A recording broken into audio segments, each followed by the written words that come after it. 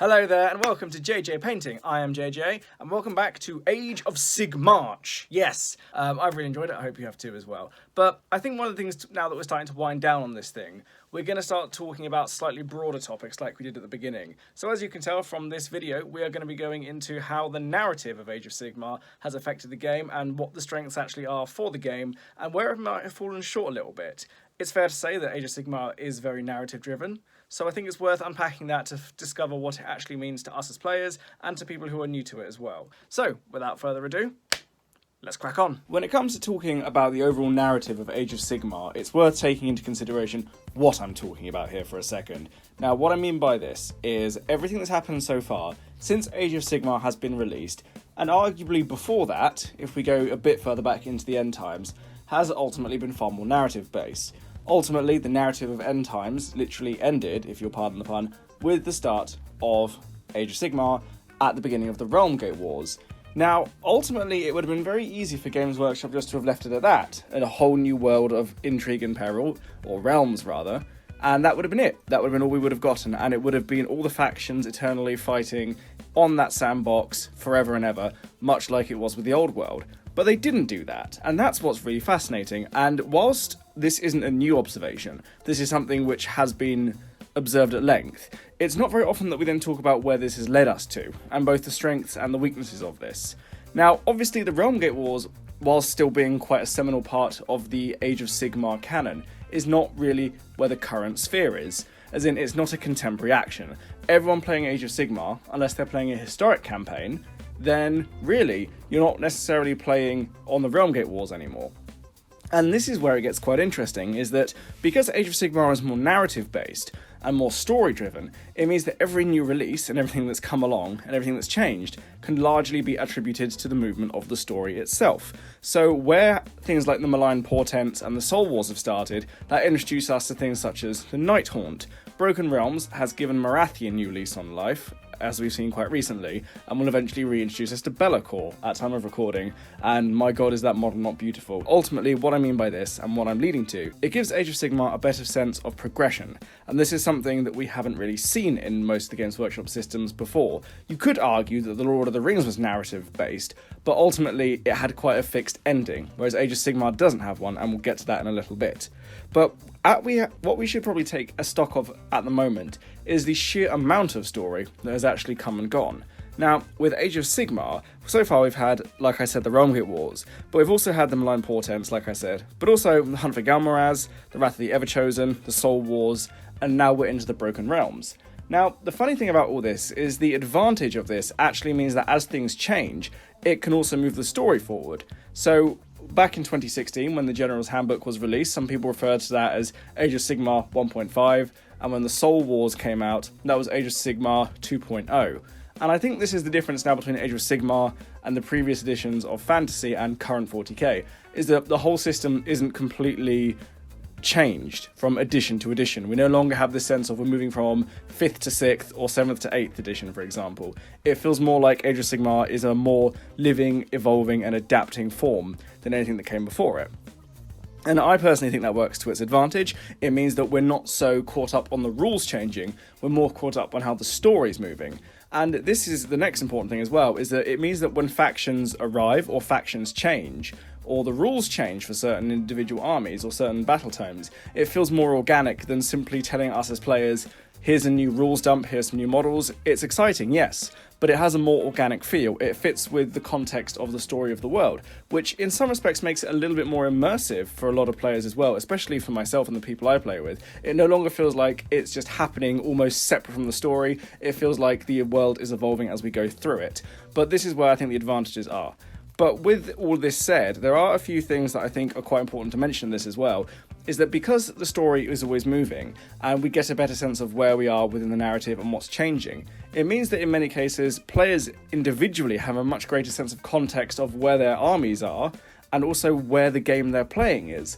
Now, even if you're not that interested in overtly narrative-based games, there is still something quite nice to know that there's a much firmer context as to why we're here, why we're fighting, and what's brought these two armies or these two factions together into conflict like this. We've never really had that before, unless you're playing in a very specific campaign, and even then that is so specific that you're going in there with a very clear idea of what the narrative is going to be before it starts, and I think this is something which challenges that and changes it. And if I may digress slightly to another channel who I quite like called Dice Saga, who do a lot of narrative-based battle reports, and I'll link to them below, they're probably one worth checking out because this is what their shtick is.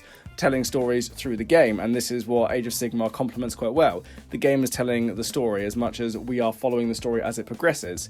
And on top of that as well, when we think about how some of the newer factions have come in, it leads us to this idea that the world is still expanding, the realms are still being formed in some respects. And if we think about the specifics of the Realmgate Wars, that was the big reclamation of Sigmar, of the races of order. And what we see from that straight away is the idea that we can continue to expand the mortal realms, we'll discover more things, we might have discovered new races within it, and everything is going to change quite fundamentally as time goes by. And it already has changed a lot from the old days, but that goes without saying. But what's important is how it's going to change is going to be different. It's not just going to be, here's a new army that just arrives on the scene with no fanfare. The story will now build up to it. There will be anticipation, there will be excitement, there will actually be something that leads to these events. It will ultimately flow better, whereas before we did not have that sense of flow or that sense of progression with any of the races. Things just had to happen as Games Workshop released them. But now we have something to contextualize it back to, and I think that helps it quite a lot.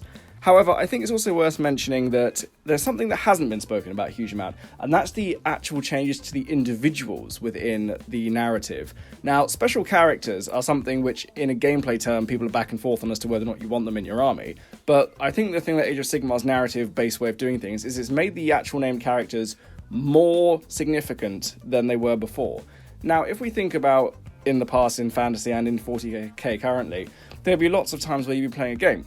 If you're playing fantasy or 40k, or even Lord of the Rings arguably, there's lots of times where you'll be playing games which could very much be described as a nondescript campaign, in some cases pushing on the credulous. Now, you have to be a bit of a very specific kind of person to start nitpicking one person's choice of army versus another person's choice of army and tying that back to the narrative.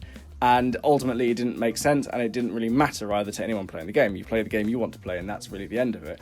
But the way that Age of Sigmar has worked is it does mean that it feels like we're still going on a character's journey. So you can see people like Morathi or Archaon or any of the Mortarchs all appearing on the board, and suddenly you have a very strong sense of who they are and why they're here. But ultimately it feels like it fits more with the actual narrative as it's going. And ultimately a lot of these characters, by far from just being models, have actually got a bit more depth and a bit more character to them. We did see this a little bit during the novels of the previous years.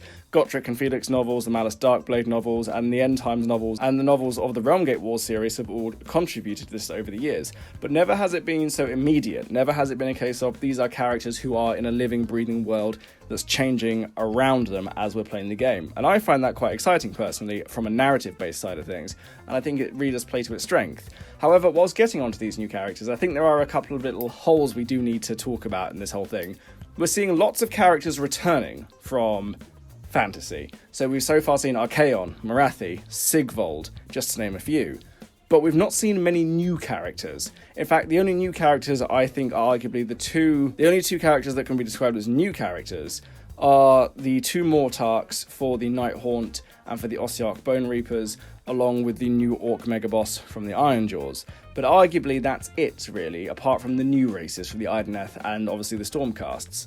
But those guys have all arrived to very little fanfare, and in some respects, which is quite insulting, a lot of them have come in kits that can be made to be other things, so they aren't themselves the draw of those kits either.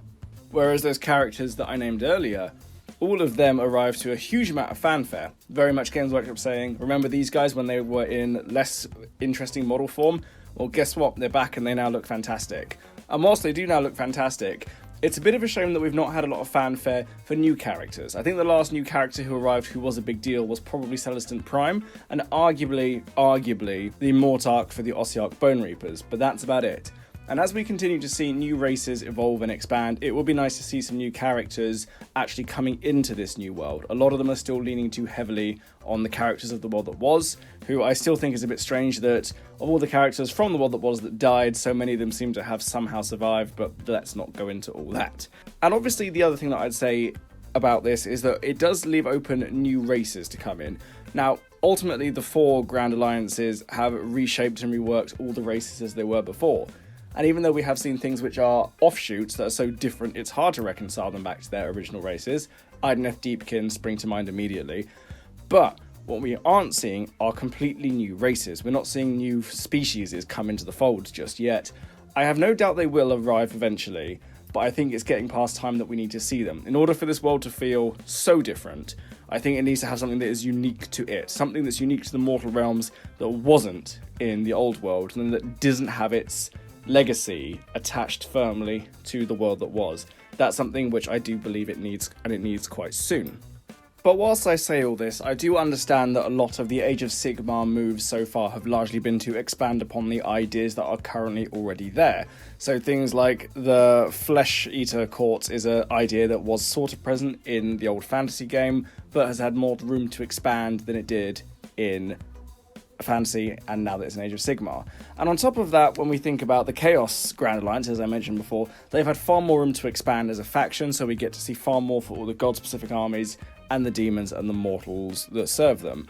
Having said that, though, I do think it's kind of a shame that Chaos itself hasn't changed much. It would have been quite nice to see a version of Chaos that's different to what it was before, or at least something to make it a bit more distinctive from the one that we see in 40k. I know that Games Workshop has kept Chaos fairly consistent across the two of them, but it would have been nice to see something that does separate them, even if it was only a subtle difference in the nature of the gods.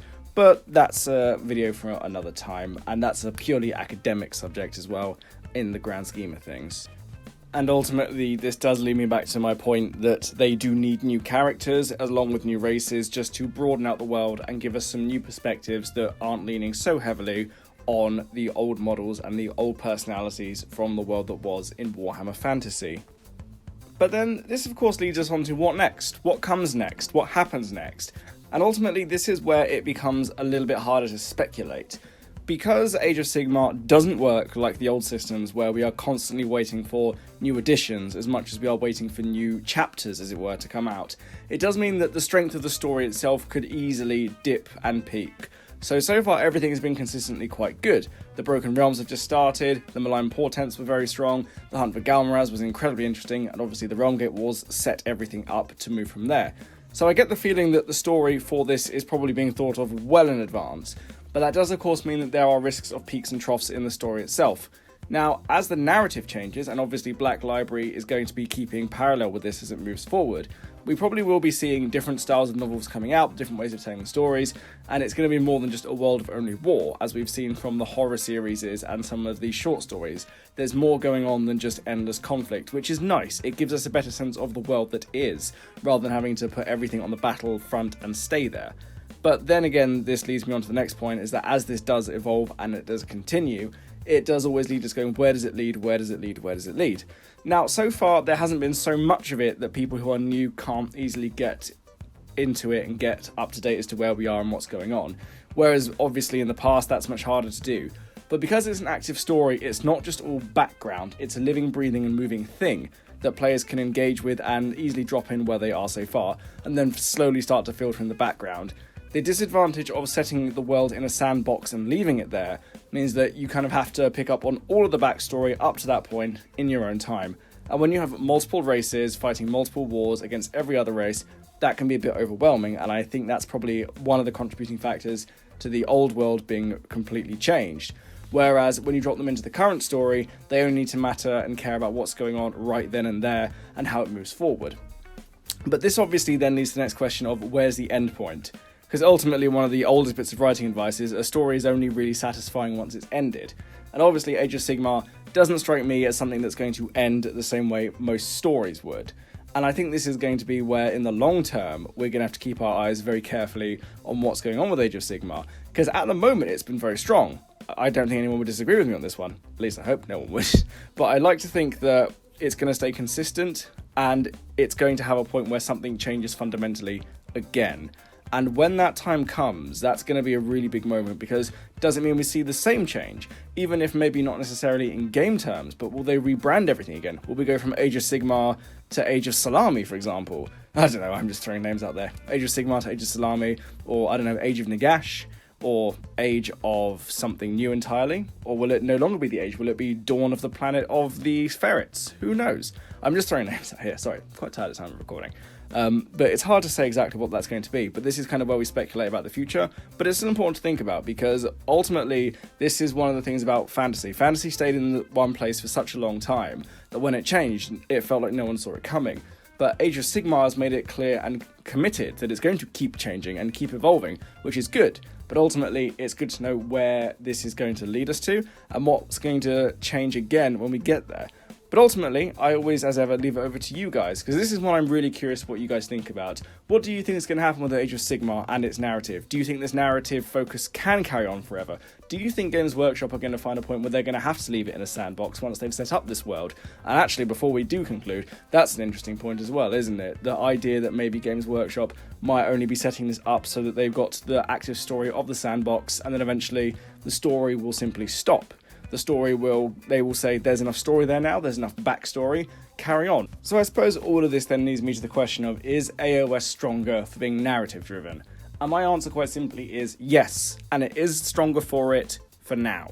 Because the story is constantly evolving, as we've discussed, it does mean that there's a lot more to come to it, and it puts the emphasis on the story rather than on the rules and the metrics that the game is measured by. And I think for most players that gives it a bit more of an appeal, that the game itself is good, but the story that motivates the game is the driving force and what attracts people to it. And I do believe that to a degree that will keep people in it longer. I know for competitive players this might be a little bit different, but ultimately I don't really think Age of Sigmar has to have the same competitive chops that other games, especially 40k, have. And I think it allows it to be a little bit more relaxed, a bit more freeform, and for everyone just to enjoy the story.